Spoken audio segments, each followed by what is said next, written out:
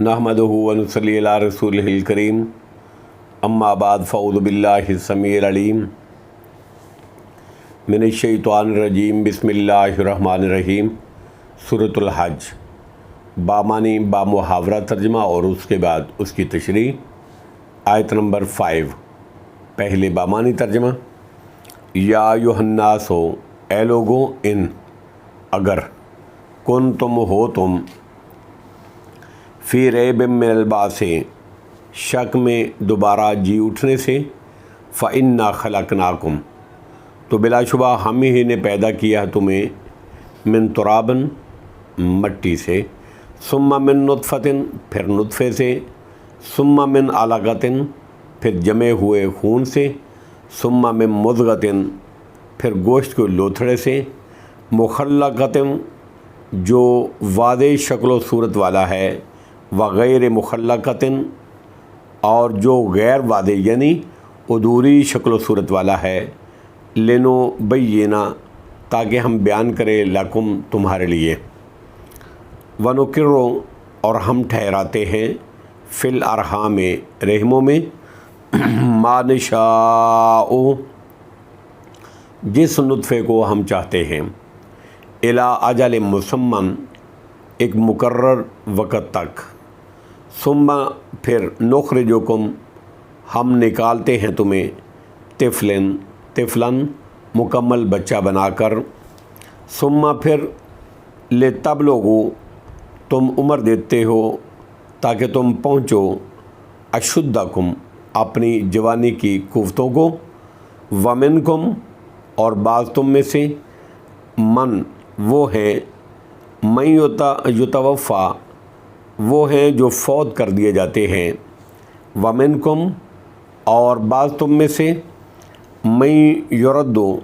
वो हैं जो लौटाए जाते हैं, इला अर्ज़िल उमरे, नहायत नकारा उम्र की तरफ, लेकैला, ताकि ना, यअलमा, वो जाने, मिन बाद इल्मिन, जानने के बाद, शैया, कुछ भी, वतरल अर्ज़ा, और आप देखते हैं ज़मीन को, हामिदतन, खुश्क मुर्दा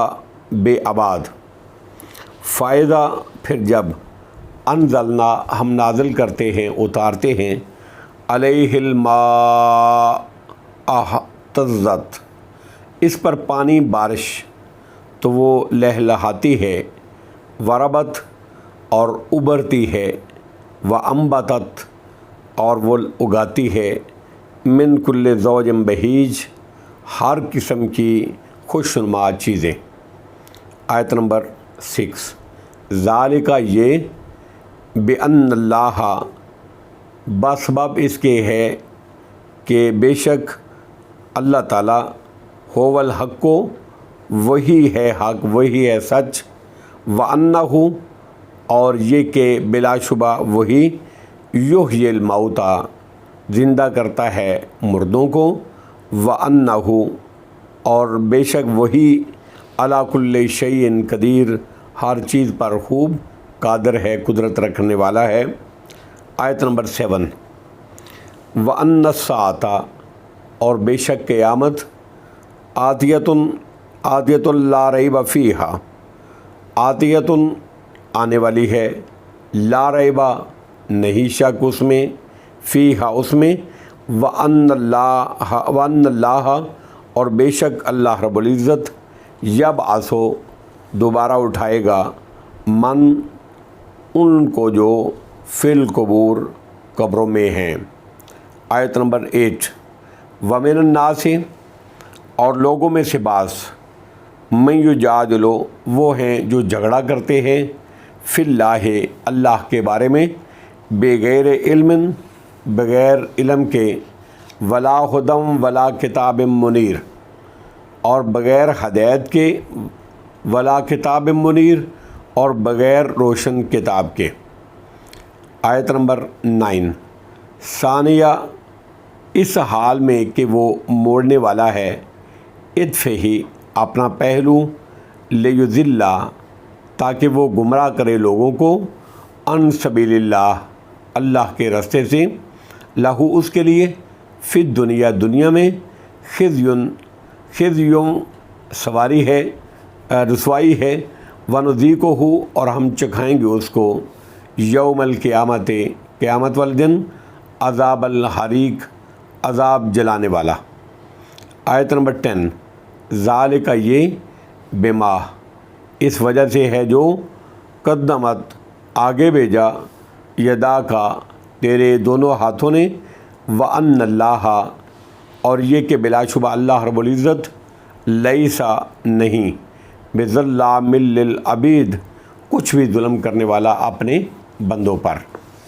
اب محاورہ ترجمہ اور اس کی تشریح۔ آیت نمبر 5 یا ایھا الناس ان کنتم فی ریب من البعث اے لوگو اگر تم دوبارہ جی اٹھنے کے متعلق شک میں ہو، قبروں سے دوبارہ زندہ ہونے کے بارے میں شک میں ہو، تو تمہیں علم ہونا چاہیے فَإِنَّا خَلَقْنَاكُمْ بلا شبہ ہم نے ہی تمہیں مٹی سے، من تراب مٹی سے پیدا کیا، ثم من نطفۃ پھر نطفے سے پیدا کیا، ثم من علقۃ پھر جمے ہوئے خون سے، ثم من مضغۃ مخلقۃ وغیر مخلقۃ لنبین لکم پھر گوشت کے لوتھڑے سے جو واضح شکل و صورت اور غیر واضح شکل و صورت والا ہوتا ہے۔ یعنی نطفے یعنی قطرہ منی سے 40 روز کے بعد، علقۃ گاڑھا خون اور اس سے مضغۃ گوشت کا لوتھڑا بن جاتا ہے، مخلقۃ سے وہ بچہ مراد ہے جس کی پیدائش واضح اور شکل و صورت نمایاں ہو جائے، ایسے بچے میں روح پھونک دی جاتی ہے اور تکمیل کے بعد اس کی ولادت ہوتی ہے، پیدا ہوتا ہے۔ اور وغیر مخلقۃ اس کے برعکس جس کی شکل و صورت واضح ہو، نہ واضح بھی نہ ہو، نہ اس میں روح پھونکی جائے اور قبل از وقت وہ ساقط ہو جائے، یعنی جلدی وہ نیچے آ جائے۔ صحیح حدیث میں بھی رحم مادہ کی ان کیفیات کا ذکر کیا گیا ہے۔ مثال کے طور پہ ایک حدیث میں ہے کہ نطفہ 40 دن کے بعد علقۃ گاڑھا خون بن جاتا ہے، پھر 40 دن کے بعد یہ مضغہ لوتھڑا یا گوشت کی بوٹی کی شکل اختیار کر لیتا ہے، پھر اللہ رب العزت کی طرف سے ایک فرشتہ آتا ہے جو اس میں روح پھونکتا ہے، یعنی 4 مہینے کے بعد نفخہ روح ہوتا ہے اور بچہ ایک واضح شکل میں ڈھل جاتا ہے۔ یہ حدیث صحیح بخاری کی حدیث نمبر 6594 ہے اور صحیح مسلم کی حدیث نمبر 2643 ہے۔ وغیر مخلقۃ لنبین لکم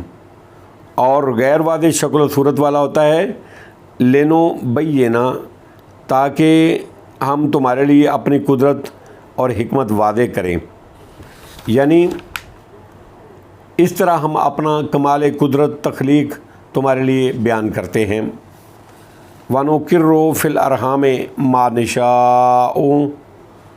اور ہم جس نطفے کے متعلق چاہیں اس کو الی اجل مسمى اس کو مقرر مدت تک رحموں میں ٹھہراتے ہیں، یعنی جس کو ساقط کرنا نہیں ہوتا۔ ثم نخرجکم طفلا پھر تمہیں ایک بچے کی صورت میں نکالتے ہیں، ثم لتبلغوا اشدکم تاکہ تم اپنی جوانی کو پہنچو، ومنکم من یتوفی ومنکم من یرد الی ارض العمر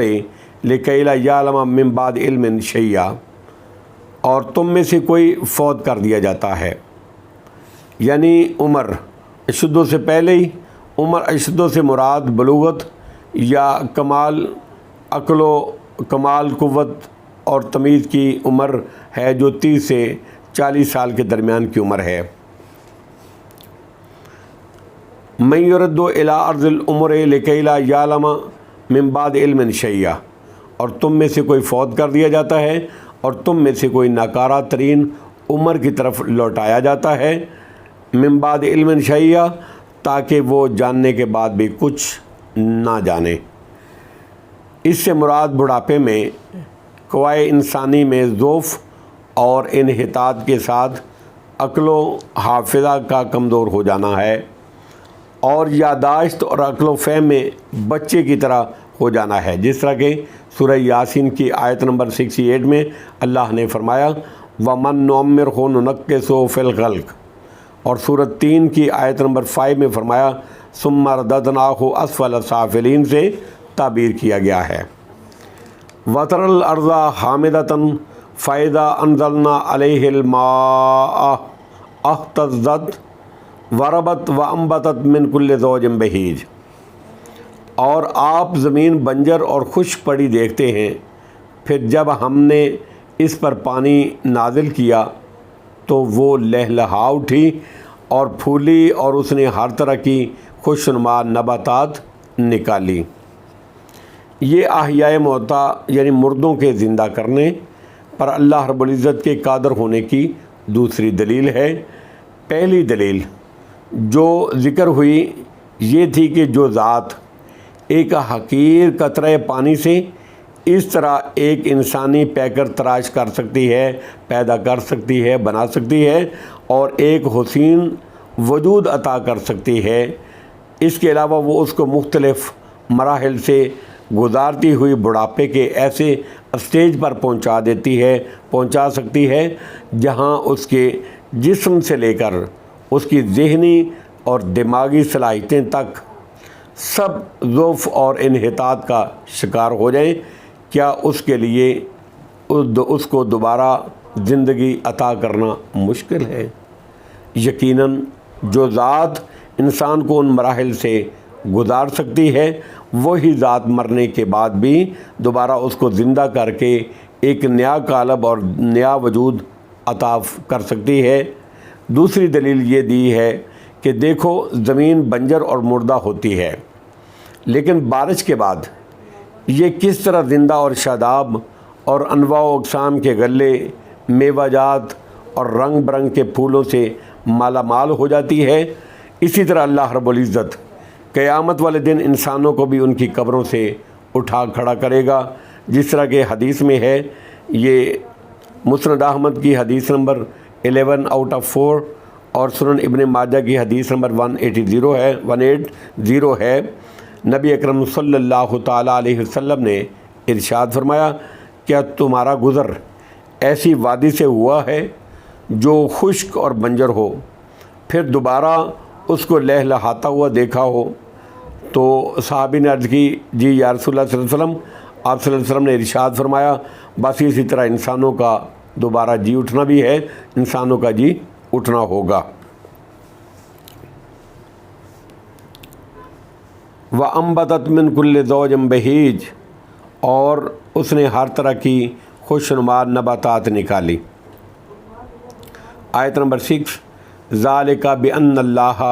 هُوَ الْحَقُّ وَأَنَّهُ يُحْيِي الْمَوْتَى وَأَنَّهُ عَلَى كُلِّ شَيْءٍ قَدِيرٌ، یہ سب کچھ اس لیے کہ بے شک اللہ ہی حق ہے،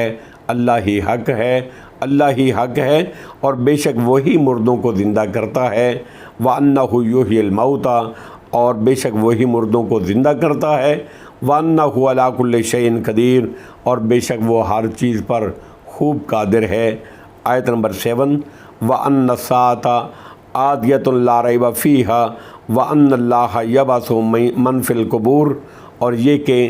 بلا شبہ قیامت آنے والی ہے، اس بات میں کوئی شک نہیں، لا ریب فیہا، اس میں کوئی شک نہیں۔ وَأَنَّ اللَّهَ يَبْعَثُ مَن فِي الْقُبُورِ، اور بے شک اللہ ان کو اٹھائے گا جو قبروں میں پڑے ہوئے ہیں۔ آیت نمبر 8 وَمِنَ النَّاسِ مَن يُجَادِلُ فِي اللَّهِ بِغَيْرِ عِلْمٍ وَلَا هُدًى وَلَا كِتَابٍ مُنِيرٍ، اور لوگوں میں سے بعض ایسے ہیں جو اللہ کے بارے میں بغیر علم، بغیر ہدایت کے اور بغیر روشن کتاب کے بحث کرتے ہیں۔ آیت نمبر 9 ثانیہ عطفہ لیضل عن سبیل اللہ، تکبر کی وجہ سے حق سے پہلوتی ہی کرتے ہیں، یعنی ثانیہ اس میں فاعل ہے، موڑنے والا عطف ان کے معنی پہلو کے ہیں، یہ یجادلو سے حال ہے، اس میں اس شخص کی کیفیت بیان کی گئی ہے جو بغیر کسی عقلی اور نقلی دلیل کے اللہ کے بارے میں جھگڑتا ہے، وہ تکبر اور اعراض کرتے ہوئے اپنی گردن موڑتے ہوئے پھرتا ہے۔ جس طرح کے دوسرے مقامات پر اس کیفیات کو ان الفاظ میں بیان کیا گیا ہے۔ مثال کے طور پہ سورہ لقمان کی آیت نمبر 7 میں فرمایا وَلَّا مُسْتَكْبِرًا كَأَن لَّمْ يَسْمَعْهَا، اور سورہ منافقون کی آیت نمبر 5 میں فرمایا لَوَّ رؤوسہم، اور بنی اسرائیل کی آیت نمبر 83 میں فرمایا اعرض وَنَأَى بِجَانِبِهِ۔ تکبر کی وجہ سے حق سے پہلوتی کرتے ہوئے سبیل اللہ ان سبیل اللہ، اللہ کے راستے سے، تاکہ وہ لوگوں کو اللہ کے راستے سے بہکا دے۔ لہو فی الدنیا خزی ونذیقہ یوم القیامت عذاب الحریق، اس کے لیے دنیا میں رسوائی ہے اور قیامت والے دن ہم اس کو جلانے والا عذاب چکھائیں گے۔ آیت نمبر 10، ذالک بما قدمت یداک وان اللہ لیس بظلام للعبید، کہا جائے گا یہ اس کا بدلہ ہے جو تیرے دونوں ہاتھوں نے آگے بھیجا، وان اللہ لیس بظلام للعبید، اور بے شک اللہ اپنے بندوں پر ظلم کرنے والا نہیں ہے۔ واللہ عالم بالصواب، وآخر دعوانا ان الحمد للہ رب العالمین۔